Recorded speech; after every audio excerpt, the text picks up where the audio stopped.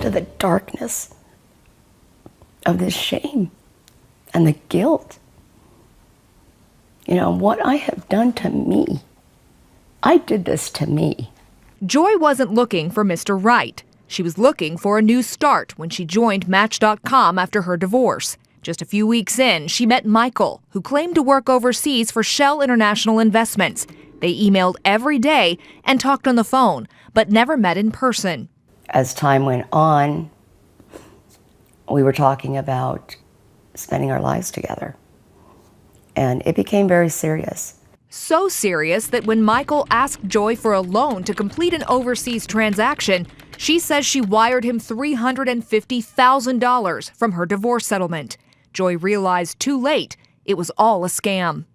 Shock. I was in shock.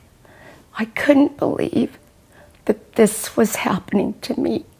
Because of that transaction, Joy says she now owes the IRS $145,000 and the state of Colorado, where she lived at the time, $15,000.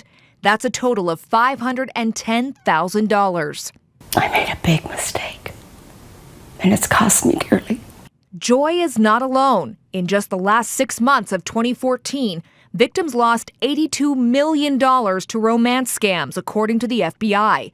But how are these scams so successful? Our emotions can overwhelm our logical thought processes. Dr. John Stapert is a clinical psychologist in Phoenix. He says our emotions can put us at risk in the search for love, and the risks are multiplied when meeting people online.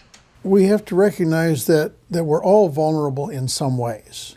And this vulnerability for a match with another person gets almost at the core of who we are. Vulnerability plus an emotional connection leads to trust. Manipulating their fears or their needs or their wants and taking advantage of them. Security experts warn that it's not enough to install the latest virus protection.